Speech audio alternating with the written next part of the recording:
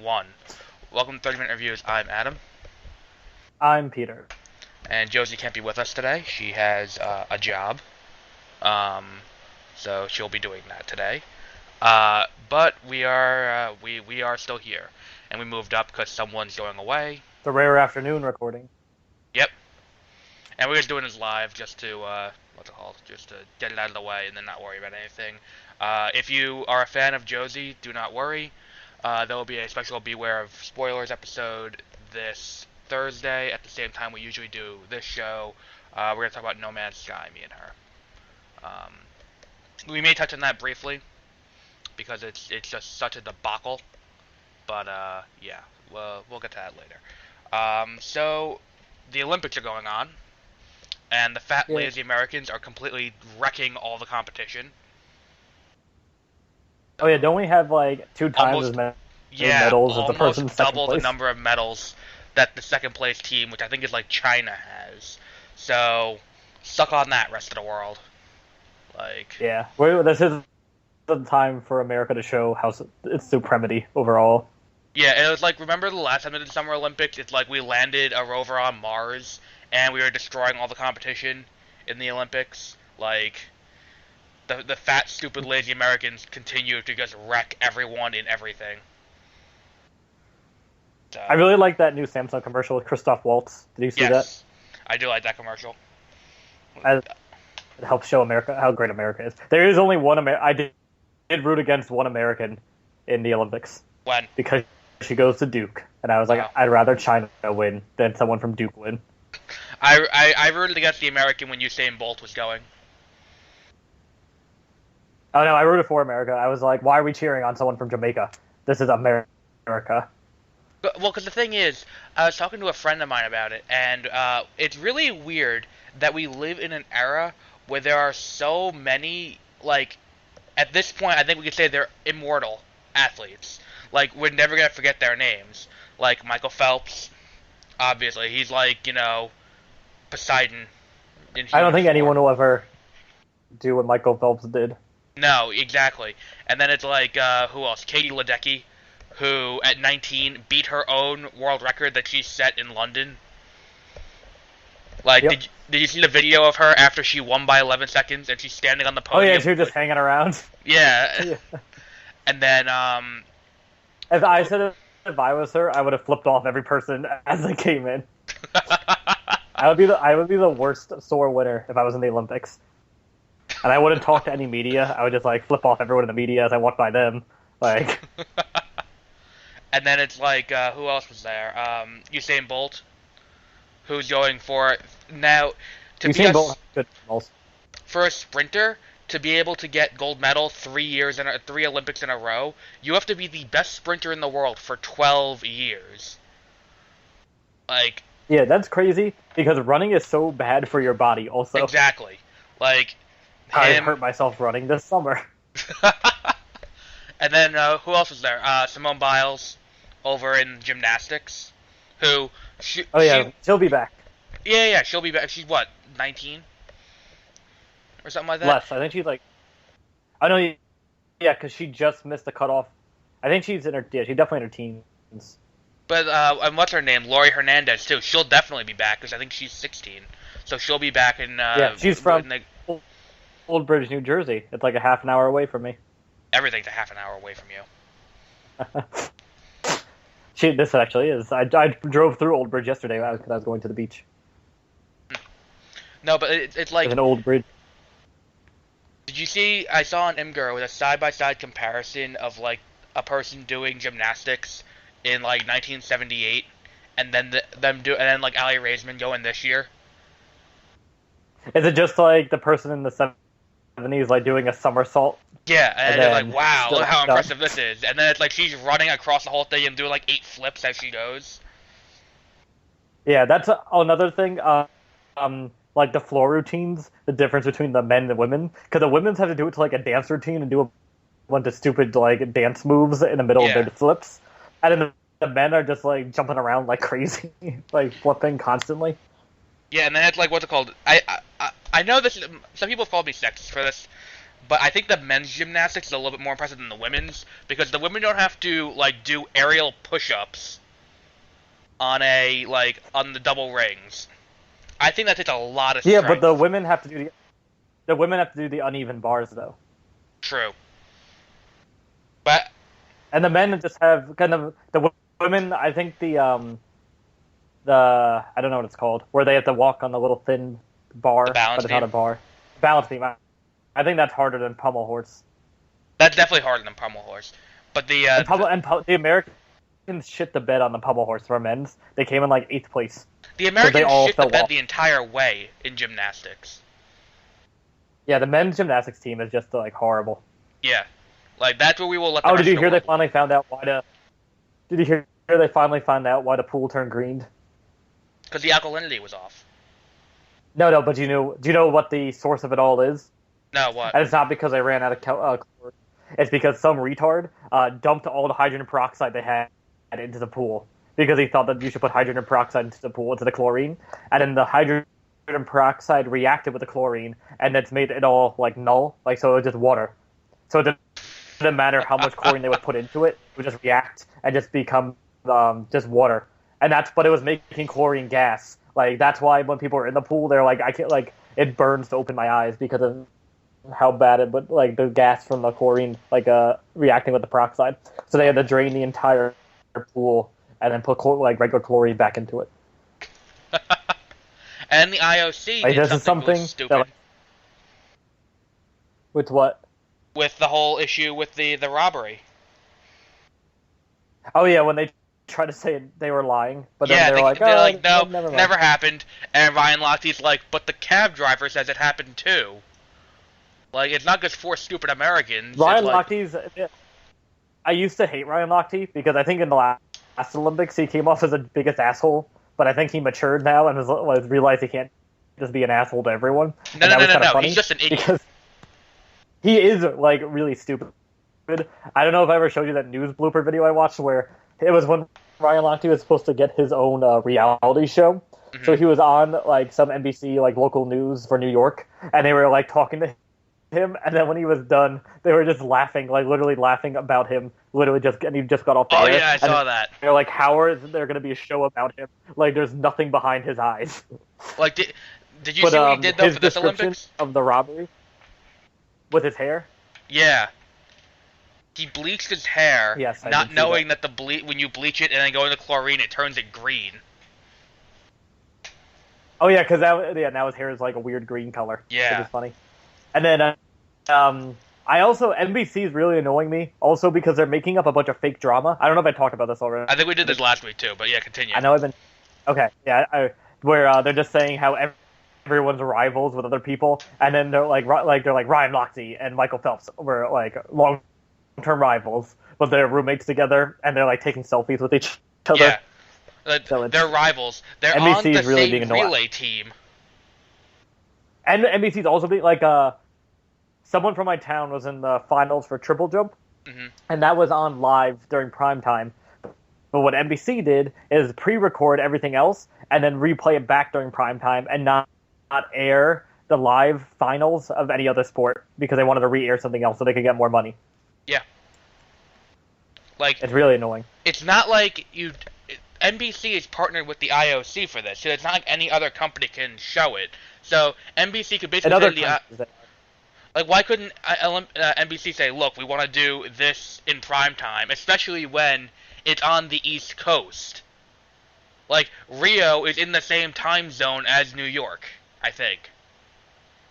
Well, and then for the opening ceremony, and like we watched America walk over an hour after it happened.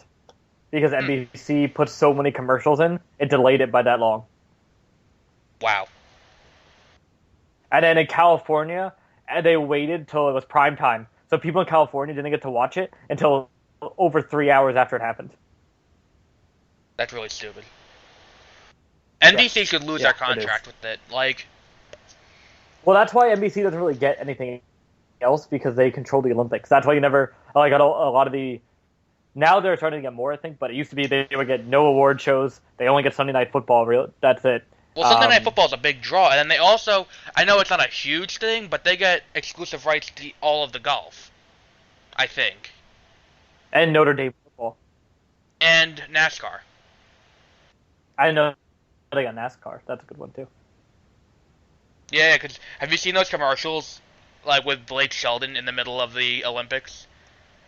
Like, their commercials that make me understand why the rest of the world hates America. Could, like, after the Olympics are over, we go on to the next big sport, NASCAR, where there are still a lot of flags, but they're all red, white, and blue. And it's like, here comes NASCAR. You're welcome, America. Like, fuck off. NASCAR requires little to no athletic skill. NASCAR is hard because the cars are built just to go fast, but not to stop. So, like, the brakes in NASCAR cars don't really work. So it actually is hard. Because a Formula 1 driver went to NASCAR, and he was just like, this is a lot harder than I thought it was going to be. Well, it's simple. It's also hard to pass people because it's like, everyone is like going the same way and the same speed, basically, so it's hard to, you have to know how to draft behind people and stuff. Mm-hmm. But then my favorite part is when British people win the gold, because then I hear God Bless America, because that's what their national anthem is. And then that's when the first time I heard that's when I realized that God Bless America, which I used to have to sing in elementary school, is just a parody of the British national anthem. Yep. Oh, and have we addressed Brazil being a bunch of assholes yet? Because I think that happened since the last episode, where what they did in men's gymnastics. So I was watching men's gymnastics, and the British guy gets gold, but one of the two Brazilian guys get silver and bronze. And when you win gold, you're supposed to get like that's your moment then. Once you win the gold medal, you get to go up in front of everyone and wave your flag. The two fucking Brazilian guys go and run around in the thing while the British guys stand on the sidelines. Like, I understand you're an impoverished country who doesn't have much going for it, and you need this silver and bronze medal to feel relevant, but come on. Like it's his moment, and you ruined it. Yeah, exactly. And Brazil has been, incredibly annoying in every event. Have you, anytime a Brazilian person goes, the cheering is just, oh my god. I never noticed that, They get home field. I never noticed that, though, with Vancouver with the Canadians, or, what was it? Salt Lake City with the Americans, or Atlanta with the Americans. I don't understand. Is this all you have in your country? Well, that's home field advantage. With tennis, it was funny because in tennis, the commentators for tennis, because it was happening every match where people were screaming a lot more than regular tennis, no matter who was up. At almost every match, about 5 times per game, they were like, "This isn't the tennis crowd. This is the Olympic crowd." And then people were getting upset about it. But I was like, "No, this is how tennis should be." Because tennis gets so arrogant about their stupid rules with the fans, where it's like, I understand you can't scream while they're hitting the ball, but you should be allowed to cheer more between points. Yeah. And then and there's a rule in tennis is no one can be standing while the ball is in play. This guy was fixing something in his bag, and then everyone started booing him because they couldn't play because he was standing. That's dumb. It is really dumb. And it's you have people in football and baseball where people are screaming at them to die, and then they're just fine. Or if you're Odell Beckham, you have people waving baseball bats at you, screaming screaming gay slurs. Exactly.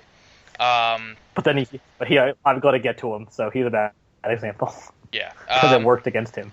Exactly. And then there was one other thing with the Olympic coverage. It's with tennis. I mean, I don't know who won, but it was weird because Djokovic was knocked out.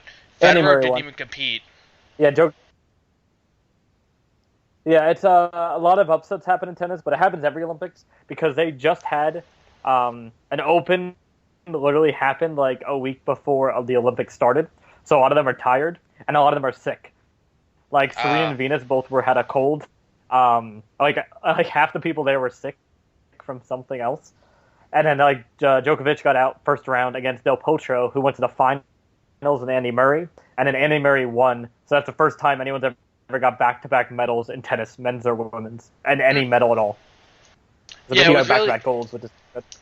it was really weird that both Serena and Venus Williams got knocked out as early as they did, like that, and then Djokovic too, like that. That really threw me off a little bit, and I thought that there was something shady going on. But I guess as long as Yeah. Andrew Murray won, I guess it's all good.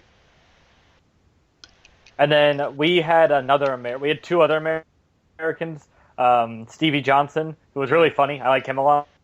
He's going to be a contender, I think, in the next couple of years because he'll yell at the umpires and like yell at people. So I like him. And then the other one was Madison Keys, who's ranked 12th in the world, and she made it pretty. She came in 4th place in women's singles.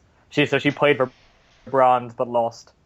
What was it? In tennis, like you if you make it to the last round, you automatically get a medal. But you play for gold or silver. You play for gold and you get silver. And then people had to play for bronze.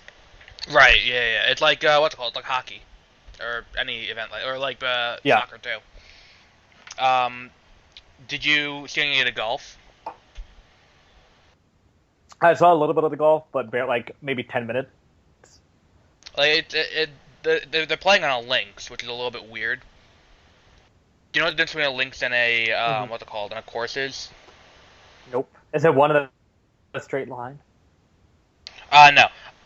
A links has more hills but no trees. Okay. Like a regular course, like there's one by my house. There are a lot of trees, and trees are an obstacle. On a links, there are no trees, but there's a lot of like very tall grass and like what's it called? A lot of sand traps. Yeah. Like I saw one. You can go. I think the British Open is they usually play the British Open on a links as opposed to like the U.S. Open is usually on a natural course. Well, maybe for the Olympics because it just came back, and they made a rule where you have to play like on a links or something like that. Maybe. And then I saw one Bubba was playing. Yes. And he like hit it off, and it was like sort of in sand, but there were a lot of plants around, so he made like one of the refs come over because he didn't know if it was a sand trap or not, because it's like you can't hit the ball a certain way if it's a sand trap.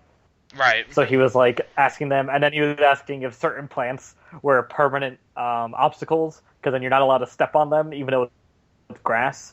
So he was like trying to maneuver around the grass and not step on it, but they're like, no, you can step on it. So he was like kicking it down. What was it? Yeah, and the thing is, did you see the German guy who hit it? He hit it and it landed in the sand trap, but it hit the sand trap so hard that it made like a crater. That it was like the entire ball was below the surface of the ground. That sucks. Yep. I did not see that. Yeah. So the reason we brought did he hit it out of there? He got it out. Yeah, he got it with actually reasonable position. So the reason we brought up the Olympics is we don't even talk about sports, but sizable amount of trailers have dropped within the last week. Stemming from Olympics coverage, because everyone wants to get in on the whole like audience that comes from the Olympics. And the Olympics is a big event that's in the everyone's minds right now. So True. Good that we talked about it. Yeah. But yeah. So what have we got? So the first one, the big one that was the biggest talked about on social media in the last week was Rogue One had a new trailer. If you want to go back to the episode where the first Rogue One trailer came out, I called that this trailer would have Darth Vader at the end of it. I called it. So, I win. I think Darth Vader's breathing is in the first trailer. I don't think so. I think. I've watched that trailer multiple times before movies, and I've listened for it, and I've never actually heard it. I still hear it. I hear it. I have really good hearing. I did a lot of music in college. Okay, this is probably the greatest update I've ever gotten from the fantasy football app for ESPN. Chad Johnson and Terrell Owens compromise on name for co-owned fantasy team. Child, please get your popcorn ready. That was an update I just got on my phone. Yep. So, but anyway, back to the Star Wars trailer. A lot of new footage. I think the cinematography of this movie is going to be pretty good. Like that's what it I appears think to be. so. It looks good. I'm like, for as I think a good comparison because this is like kind of like a spin-off for Star Wars. Right. It's this new Star Wars movie and Fantastic Beasts and Where to Find Them to the Harry Potter series. Right. And I think this movie looks better than Fantastic Beasts and Where to Find Them. Yeah. Let's talk about Fantastic Beasts and Where to Find Them. This trailer really just retreaded old, like everything we already knew about this movie. There isn't anything really new coming out of it, except for Darth Vader's appearance. I like this trailer better than the other trailers. It is a better trailer. No, okay. I do. I like this trailer better because in the first trailer, when she says like "I rebel" or something like that, that lost me for the rest of the trailer, and I was like, "This is dumb." It was cringy a little this bit. trailer I like better. Yeah, it was just like it felt so forced that I couldn't handle it. It felt like every joke that's in Harry Potter and the Cursed Child parts 1 and 2. Yes. And we'll talk about that a little bit too, because you finished that. Talk about that a little bit. But the on the Fantastic Beasts and Where to Find Them, with like the Star Wars trailer, we've seen most of the stuff in here already, except for Darth Vader. It's like the walkers on the beach, like there's a few new shots, but it's all just here's something that's going to be happening at some point in the heist. Like we got to see Forrest Whitaker talk more. Yep, and fun. he's playing a character from the Clone Wars TV show, whose voice sounds just like what he was the Ugandan dictator in The Last King of Scotland. Have we acknowledged that this is the first time in a Disney property that they've done two-way canon with another outside media? I did not know that. Thank you for telling me. Because, like, Marvel is another thing that has tiered levels of canon, where it's like the movies are 1, then the TV shows are 2. The TV shows acknowledge the movies, but the movies don't acknowledge the TV shows. Like that kind of thing. For Star Wars... So this is gonna... What? So this is gonna happen in this one?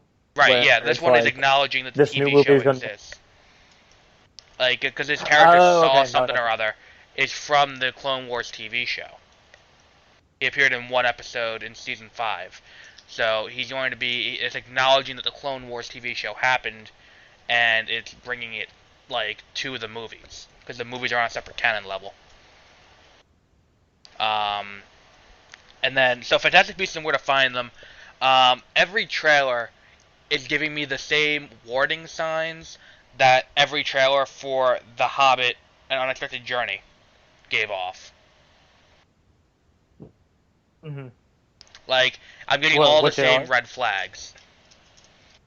Whereas, like, this is going to be an attempt to it's going to be an okay movie, like, but it's going to be an attempt to cash in on Harry Potter instead of Lord of the Rings. Oh, yeah.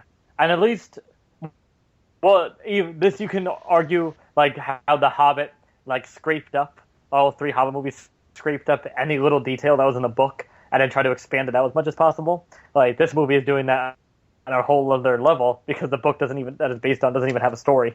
Exactly, it's a textbook. A textbook is too loose of a term. Because if I had to pay for a textbook like that, I would be very, very pissed off. It's a glossary of terms. Is it like a dictionary? It's like, yeah, it's like a 100-page glossary of terms, where it's like, here's the name of the thing, here's some details about the fucking creature, and then it's, you'll see some cute little commentary from Harry and Ron on the side of the page. So it's like an encyclopedia. Basically, yeah. I guess. A used encyclopedia. Yep. And it's like, but like some of the commentary is kind of funny. It's like, there's, like the entry for the Acromantula is like, there hasn't been one scene in Britain in centuries, and Ron's like, they're liars, or something like that. It's like Aragog. But like, that's kind of funny. It's just like, ha ha ha ha kind of stuff, like, not actually deeply funny. Yeah, I think I'll get it. I don't know. I meant to get them a while ago, and I just completely forgot about them. Like, for me, Quidditch Through the Ages is a better book, and it also lends itself to be a movie a little bit better. Or a movie trilogy. Because it's actually a history book. Uh-huh. Where, like, you go through and it's like, it tells the story of how Quidditch started and all that. and it would have lent itself a little bit better to be made into a movie, and it's an it's a more interesting concept. This is just they had to completely build from the ground up another like an entire other section of the universe, and it's almost like they don't understand how to build a universe in this way, like in the same way DC doesn't to an extent. Where it's like, when you build a universe, you start with one thing, and then you expand outward. You don't start with one thing, then go to a completely different thing, and then start something there, too. Like, so... Yeah. That's my biggest problem with this movie. Going into it, not even... Like, I think there should be one more trailer, and that last trailer better reveal something big. That's all I gotta say. Otherwise, I think this movie's gonna not do very well in the box office, and continue the not very good year of 2016. And finally, Doctor Strange, which looks amazing in terms of the effects. I feel lukewarm about this movie, where I could feel it going either way for me. Well, story-wise, that's how I feel about it. But the effect, like the visually, like it's got a very unique visual style. Like it looks like I think some of the kaleidoscope effects look cool.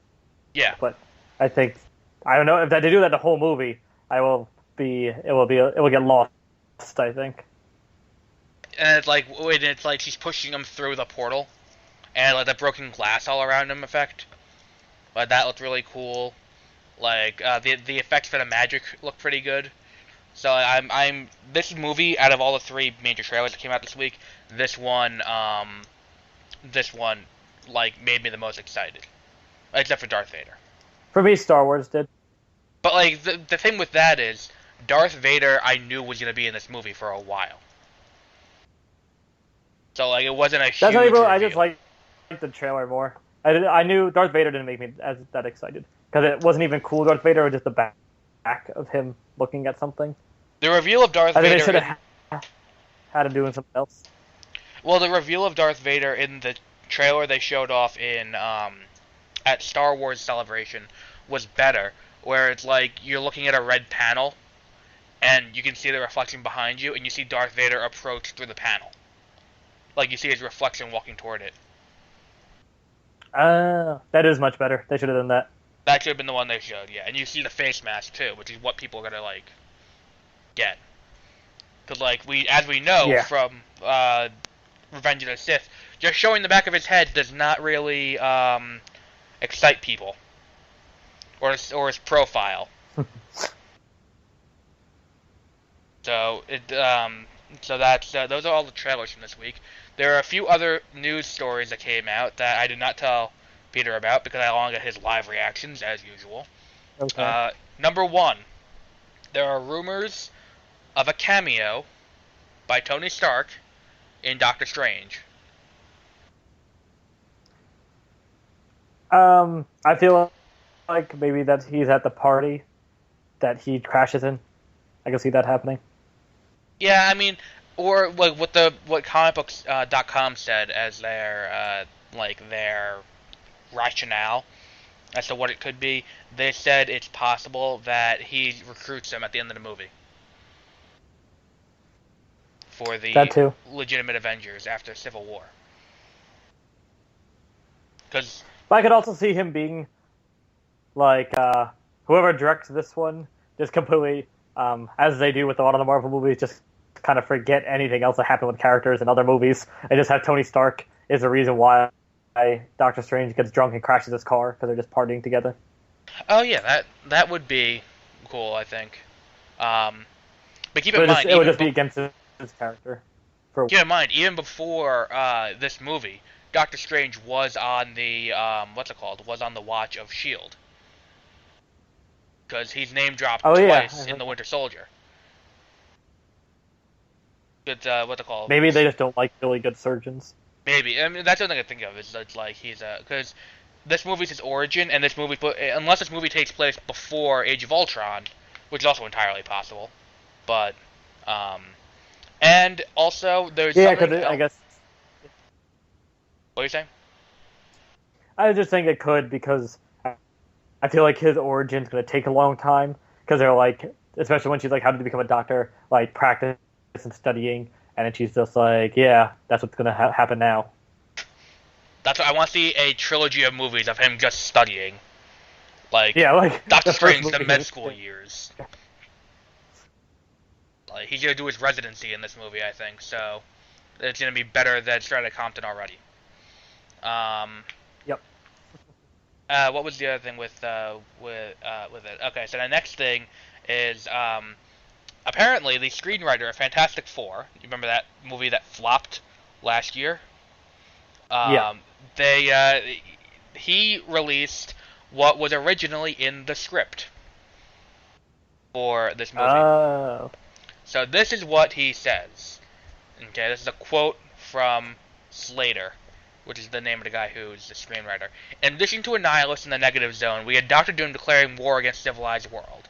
The Mole Man unleashing a 60-foot genetically engineered monster in downtown Manhattan, a commando raid on the Baxter Foundation, a Saving Private Ryan-style finale pitting our heroes against an army of Doombots in war-torn Latveria, and a post-credit teaser featuring Galactus and Silver Surfer destroying an entire planet.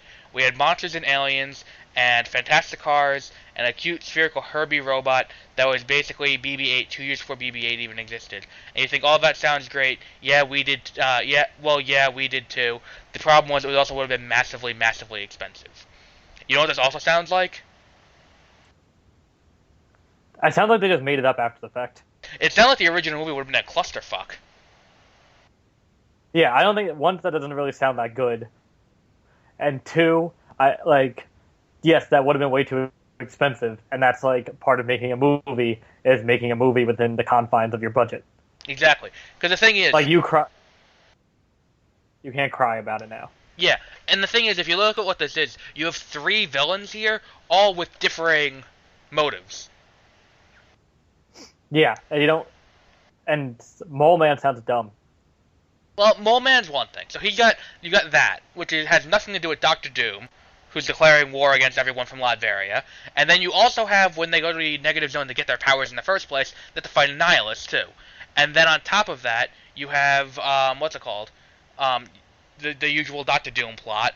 Plus, you have the inclusion. You have to develop Doctor Doom enough to be able to have him create the Doombots, and then the post-credit scene has nothing to do with the movie, and it introduces Galactus and the Silver Surfer, which tells them, yeah, you saw this in the sequel the first time, we're going to do the same sequel the second time. Get ready. Yeah. But yeah, I don't understand why, really, the Fantastic Four, at this point, should not get their own movie. If Marvel were to ever get the rights back.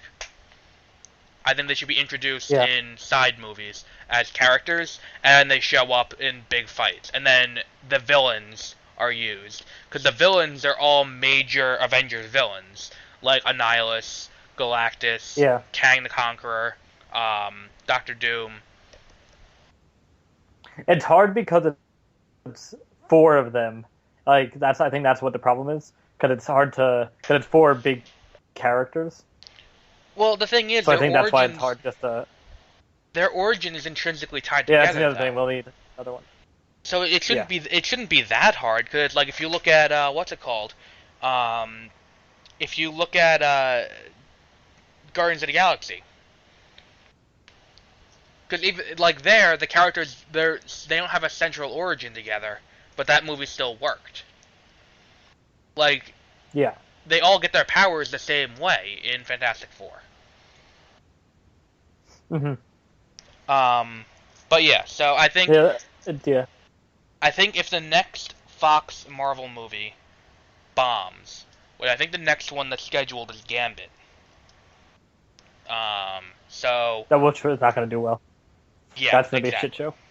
Yeah, that movie, by the way, has changed drafts and all that. It was supposed to come out this October, and they haven't started filming yet. They haven't even started production yet. Yeah. Like, there's one confirmed cast member, and they have confirmed the director. And that's it. And it's Channing Tatum doing a fake Louisiana accent. I kind of want to see just that. Like, I think for that movie, seeing the trailer will be fine. Yeah.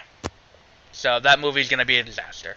Um, and one final thing, speculation came out yesterday following the disastrous box office of Ghostbusters that Sony would sell the rights to Spider-Man back to Marvel to kind of recoup the losses. Ooh. They should Now, sell the rights to Ghost, and then well, the no. Ghostbusters can join the Marvel universe. Well, as weird of an idea as that is, I have something special to talk about this because I found this.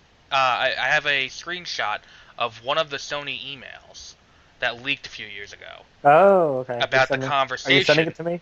No, I'm bringing up my computer as soon as I find it. Um, about the Oh, okay. conversation that happened between the higher ups at Sony and the higher ups at Marvel in an attempt to recoup the losses after Amazing Spider-Man 2. Because that movie, while not, it wasn't terrible. That movie gets a very bad reputation as being a terrible movie, but it's not awful. It's just not very good. I didn't like it at all. I I don't don't know. think it was. I think Jamie Foxx was horrible in that movie, but the rest of the movie was fine. I've seen worse movies coming out of Sony for Spider-Man than that. Like, Spider-Man 3 for me is a worse movie. It's going through my pictures. I had it saved. Um, Also, I'm not 100% certain if this is legitimate, but it sounds accurate, and it's in the same format, so I'm assuming it is. But who cares? It's still funny anyway. So we're going to go over this as soon as I find it. But yeah, we are eventually going to cover Amazing Spider-Man 2 and the other Spider-Man movies. I think we're doing that next year for what's it called? What was that movie that comes out? Homecoming, which they keep adding cast members to. Did you know that they added a new cast member Could be a last problem. week? I did not know that. Yeah. Where did I put this? I definitely should have had this drawn up before we started. Oh well, okay. I'll Google it. Anyway, so do you want to start talking about the cursed child while I find this? Oh, okay. So one of my friends asked me if I liked after I read it because they were waiting to read it until I said if I liked it or not. So I read all of it. It also took me like 3 hours. It was a very fast read because it's written as a play. I liked it overall. I thought it was just as a in general, I liked it a lot. It was fun to have like a new Harry Potter story. Some of it just didn't really work like any joke. I won't talk about it now because it'll spoil a lot. But anything you know about time turners from the third movie, the authors of this completely shit on and destroy any law or rule that was set up with time turners. Um, it's like they never read the third book. Yeah. If I like the book, but if I went and saw this and paid the seat of the play, where you have to pay for two separate nights, I would be really pissed off. Like I would try to get a class action lawsuit with like 100 people against them to get my money back. So it's Like this definitely is not worth like $600. um yeah, it's not my problem was a lot of it just I did not like the Flashpoint universe, and a lot of it just like we have to go farther back in time now, and we have to like that whole thing like I have another time turner. Yeah, that was just like whatever. But yeah, so I like what Josie said, where Snape is in it again. I like that part. I didn't because it shits all over Snape's character. I didn't like Snape, but it wasn't that bad. Because the There thing was is, a little bit, but it wasn't. because Snape in the books was not in it because he had some profound like feeling where he had to be a double agent to help them. He was very much trying to what's it called? Trying to get revenge on Voldemort. And Snape being the person he is would not still be fighting with the resistance behind their back, like doing a double agent. I think he would. I don't think he would just because he still hates Voldemort, and he doesn't really like any of the other Death Eaters, especially Umbridge, who ends up running the school. I don't know, it still felt off. I think it was Snape. Except for at the end of that part with Snape, Snape was basically Snape from the fifth movie, where it was just like him joking the entire time, like he was just comic relief. Yeah, I know. It still felt it felt like the same feeling I got after reading it was the same feeling I would get if I read fan fiction. It's like, it was oh, a lot okay, like fan fiction. like okay, that happened. Like, great, moving on.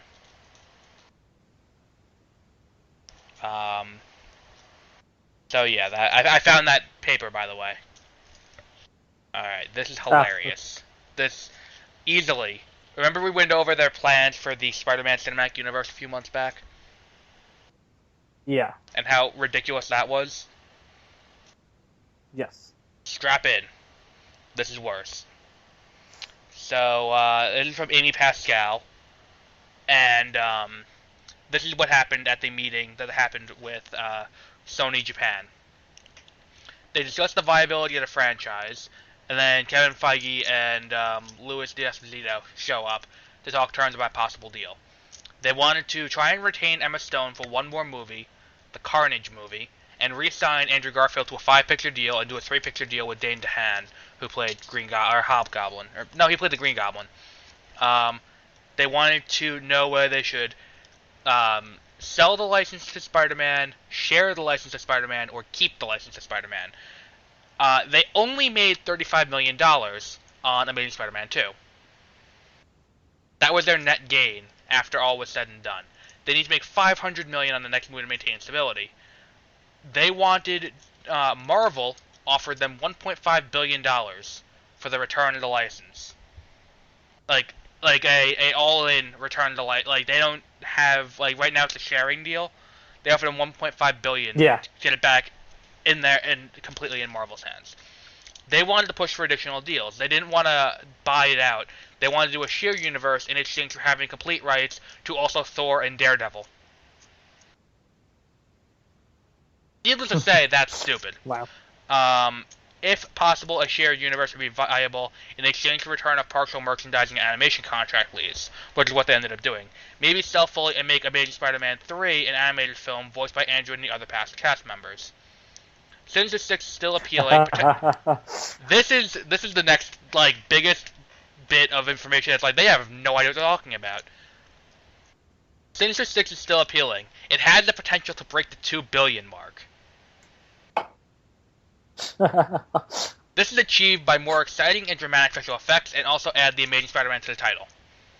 Another situation, possibly return to Spider-Man 4. Because remember, they were originally doing Spider-Man 4 with Vulture as the villain. Return to Spider-Man 4, recast Tobey Maguire and Kristen Dunst, and convince Sam Raimi to return and write direct. Then... Okay. Michael Linton was against most of the proposals. He wants to keep the license fully.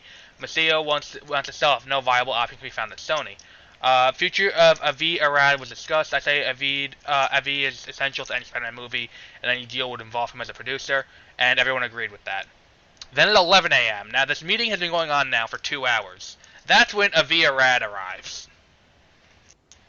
And they put 3 options before Feige. And these were the 3 options. Continue with full ownership starting in 2016 with Amazing Spider-Man Sinister Six Part 1 and Amazing Spider-Man Sinister Six Part 2 in early 2017. In late 2017, female-led film starring Emma Stone as antagonist Carnage. This would lead into 2018 Venom film and finally Amazing Spider-Man 4 Part 1 in 2018 and Amazing Spider-Man 4 Part 2 in 2019. This gives us 5 Andrew Garfield films and 1 Emma film.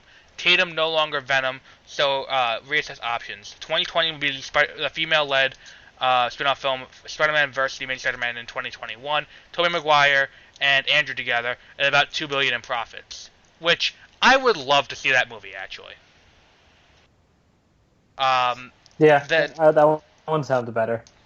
Then Amy Pascal, Avi Arad, Matt whoever, and Doug whoever were all for it.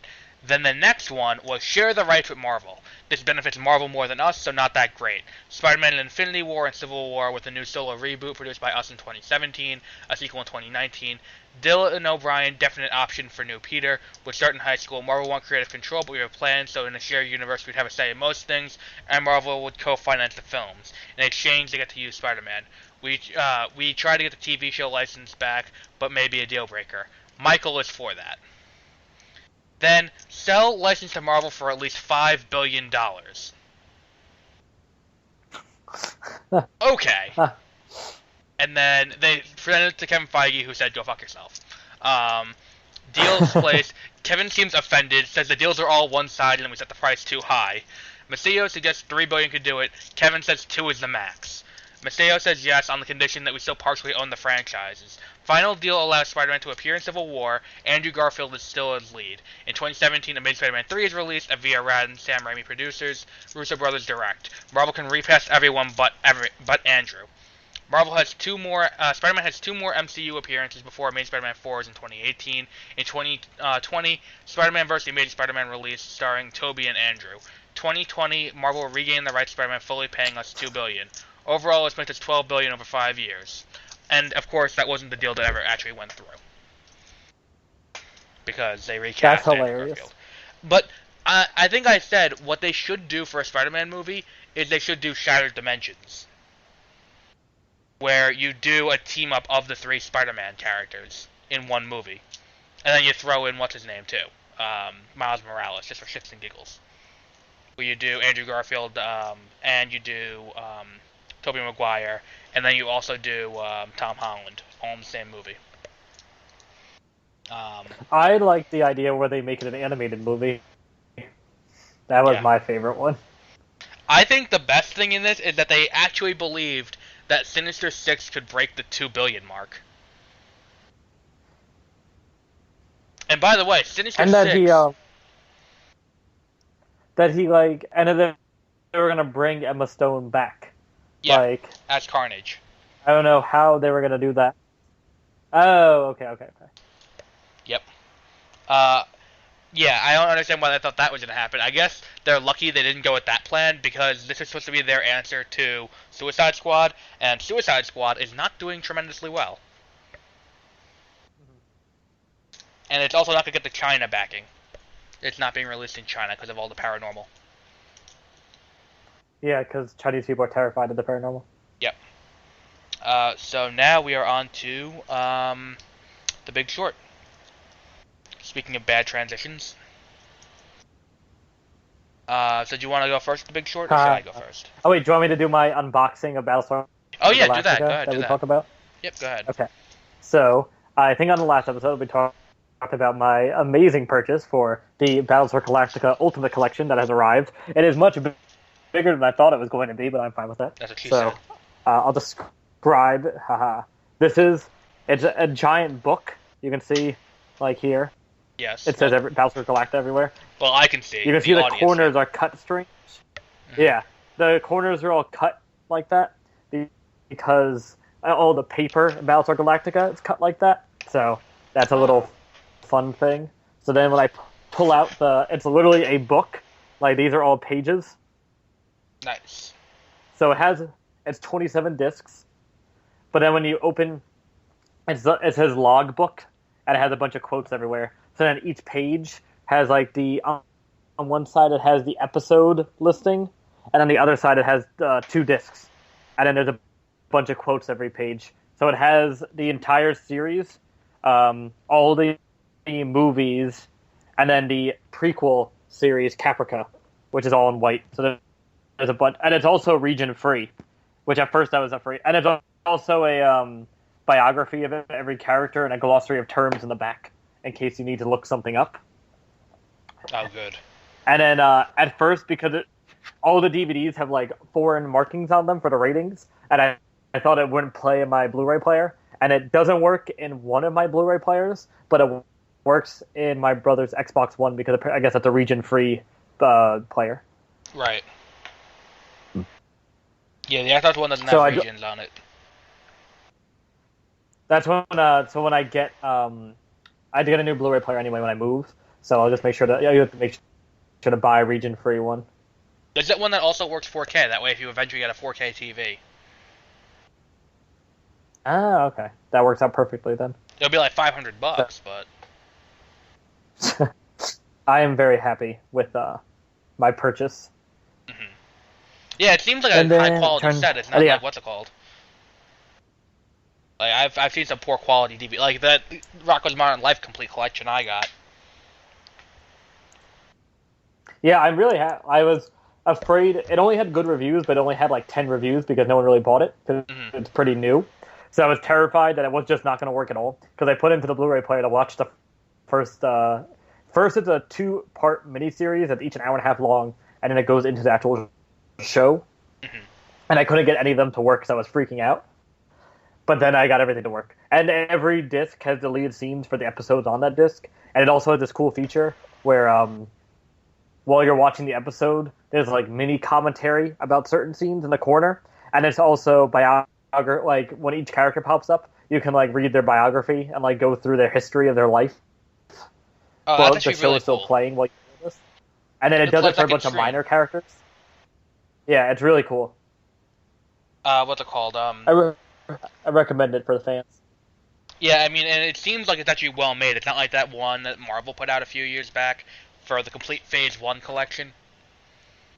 It was like $250. You got the Blu-ray of all of the movies, and it was like in a case, and it came with a model Tesseract, but everything was like very poorly put together, and it looked awful. Yeah, this one, I think it's because this is like the 4th or 5th like edition of a full series set.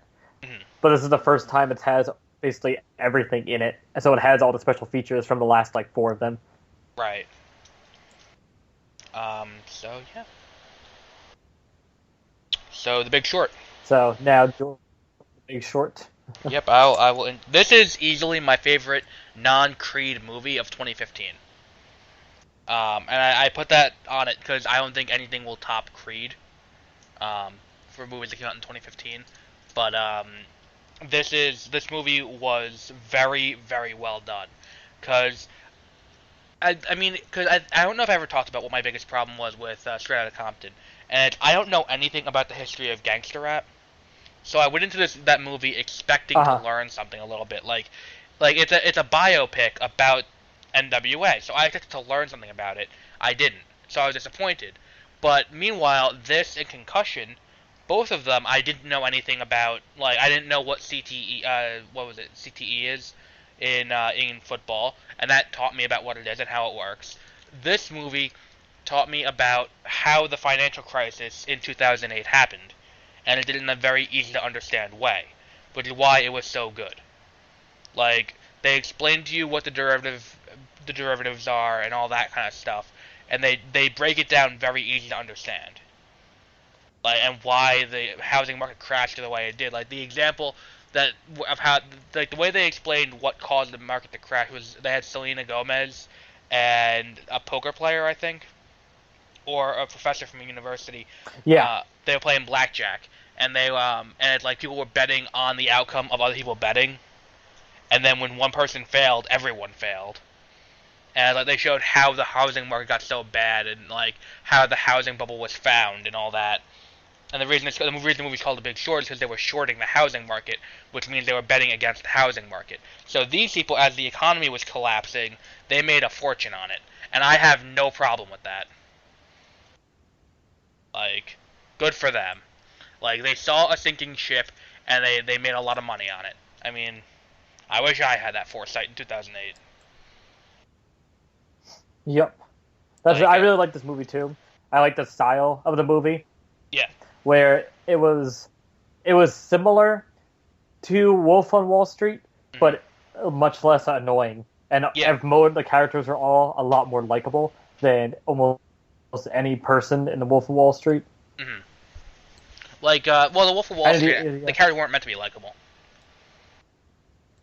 I know, but you felt like they were trying to make. I know. I felt like the entire movie was trying to make Leonardo DiCaprio try to look like he was in the right for some of it.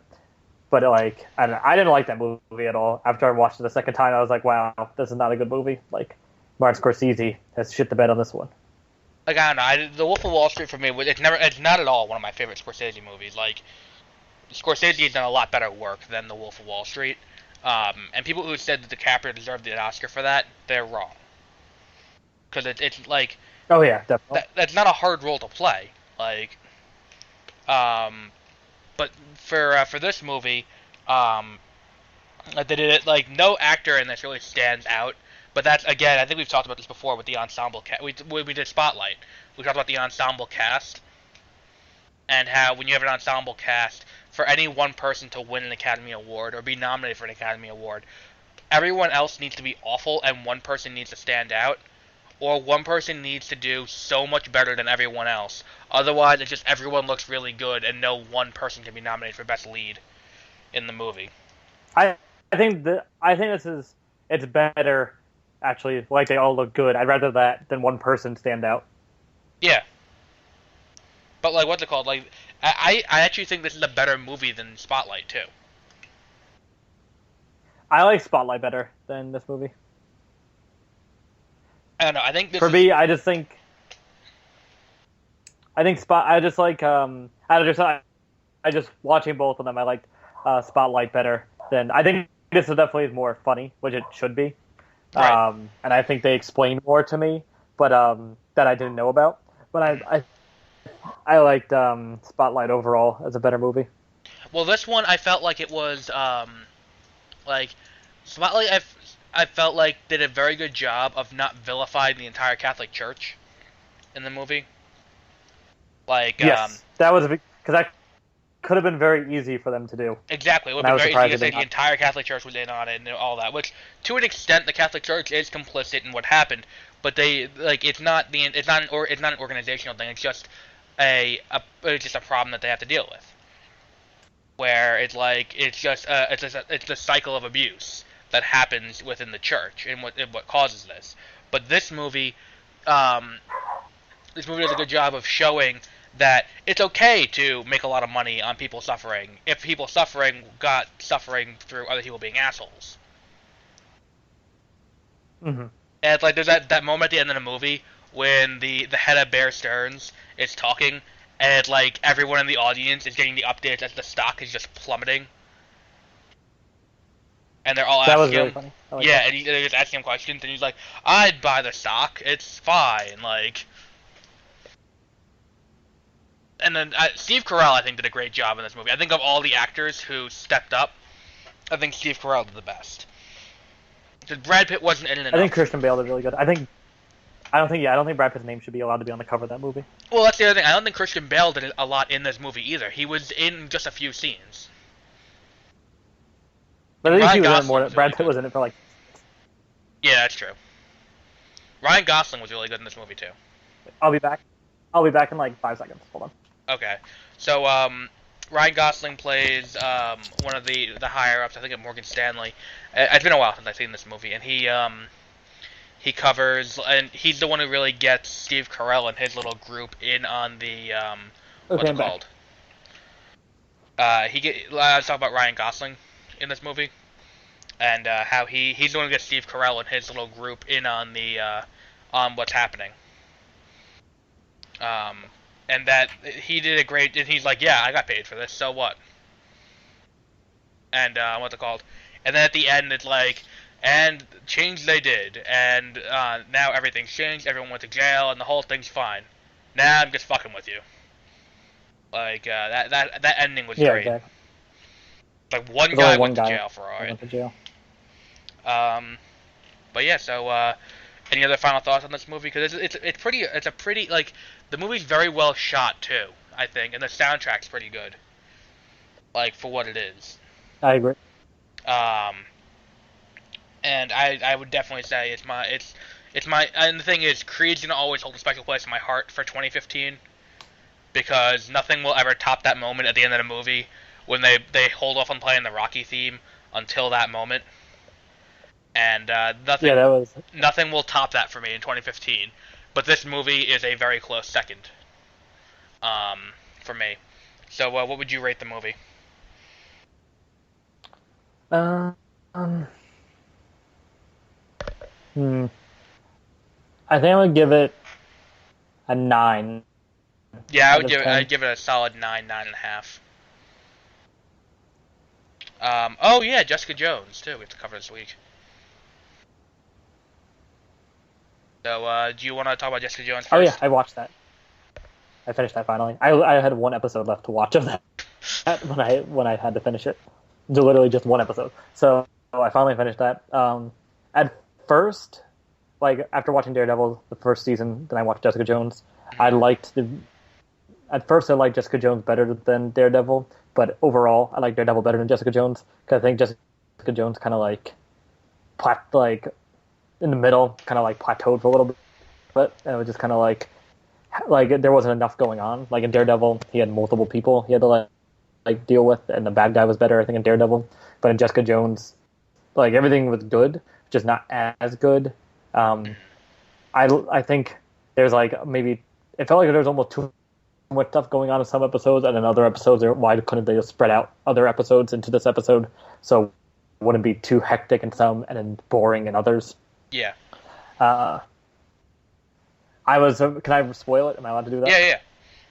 Okay. I was surprised that she ended up killing him at the end, because I was like, I thought she would do something to him, like snap his jaw or something like that, but not just kill him. Because I was like, oh, I don't think they would ever do that. But then she killed him, and I was like, ah, good for her. That's what I thought too. I like that. They're doing a second season, and Jessica Jones only has one real villain. Yeah, exactly. Because isn't she like in only like 2 comic books? Well, now she's a member of the Avengers, so she shows up in Avengers comics. But she, because of the popularity of the TV show, but she had Alias. That was her comic, and that was it. Oh, okay. Okay. But yeah, like. And I have to watch the second season of Daredevil. Yeah, the second season of Daredevil, you're gonna like. There's one scene that's just heartbreaking in the 5th episode, and it's great. But like for Jessica Jones, Kristen Ritter does a pretty good job playing the character. She doesn't develop much over the course of the show. So if you're looking for good character development, you're not gonna find it here. Then what's it called? Yes. Come in here? Yes. Oh, I couldn't hear you. Christopher was talking too. So yeah, you guys have to move stuff into the garage today because the movers may be coming on the 21st. So she develops. She doesn't develop much over the course of the show. Nothing really changes with her. And that's one of the key problems with like every character here is no one has a real arc that changes them. And then one more. Are you ready? It just goes on and on and on where nothing really happens. Isn't that cute? What's it called?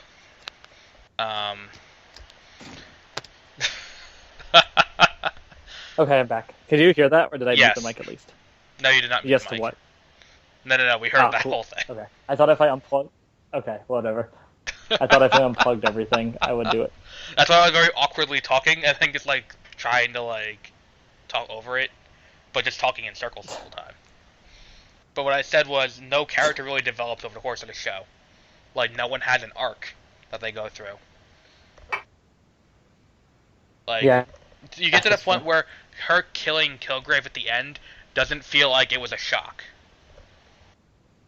Like, 'cause she talked about over the entire show, I'm gonna fucking kill Kilgrave. That's And true. yeah, like, what's it called? The other real problem is, when you do a villain like this, you need to do a better job of, making the villain, like, not catching the villain too early. Otherwise, it just makes the hero look incompetent. Because then you gotta keep I didn't escaping. really get the point of him like upping his power at the end, because it didn't really seem to make any difference. Well, he can control Because large he groups of like people. in the beginning, but he still could control larger. Like he controlled the entire police station Oh already yeah, that's true. I forgot about that. before that happened. We can control them for longer. So And then it still But I didn't didn't prevent. feel like It that much still more. didn't make him able to control Jessica Jones anyway. So it was all for nothing. yeah, I was just because he never. It wasn't that long that he was controlling people that we saw anyway. It felt like the same amount of time that he was controlling the people the rest of the show. Well, no. There was that one guy who said, "Go stand up against that fence forever," And then like 2 days later, he comes back and he just pissed himself at the fence. Oh, okay. And That's there's still that 2 one days. episode. That's a pretty long time. And there was that one episode where they tried to turn him good, and it's just like, okay, this is just dumb. And then they catch him and they put him in the hyperbaric chamber, and then he escapes by what's her name, letting him loose, and it's just. And the last episode's description got me hyped for Daredevil, but then he didn't show up. So, because did you see the episode? Yeah, did you see the description of the last episode? Didn't say like a friend. A friend from the neighborhood helps Jessica take down Kilgrave once and for all, and I'm like, oh yeah, here comes fucking Daredevil. That'll be awesome. And no, it's Rosario Dawson, which I'm fine with. She did a good job in her episode, but having her cross over for one episode at the very end didn't really seem right. Like, it seemed gimmicky that they had her come in there. So it was. I don't know. What would you rate the show all in all? I'd say 6.5, 7. I forgot what I gave to Daredevil. I think I gave Daredevil like an 8 or a 9. I would give this a 7.5 because it was still mildly entertaining and all that. Because like a lot of the scenes with Jessica and Luke Cage were pretty cool. But it's and the fight between them in the second to last episode was cool too. But it's up until that point, it's a lot of you have to slog through a lot of the show to get to that point. Yeah. And the action isn't quite as well choreographed as no, because he's just so strong. It's like you can't. He just punches people and they die. So that's it for this week. Next week we have Lilo and Stitch. Then the week after we have Beetlejuice. Then Friday Night Lights, and then Back to School, and then Captain America: Civil War will be our first jump in the schedule, and that'll be on the 22nd, I believe, of September. We have spoilers ahead Thursday for No Man's Sky. Me and Josie will be doing that. Thursday the 1st, I think, is when Yoga Hoosers comes out. So we'll be covering Yoga Hoosers at some point in that vicinity. And then we also have the 22nd, Magnificent Seven. And then we have commentary this Sunday where I'm talking about sports on Sunday the 21st for unofficial commentary by Unqualified. So we'll be back on, actually, depending on what shows you listen to, either the 18th, the 21st, or the 25th. The next episode of this is the 25th with Lilo and Stitch, as selected by Josie. So, good day, and we'll be back then.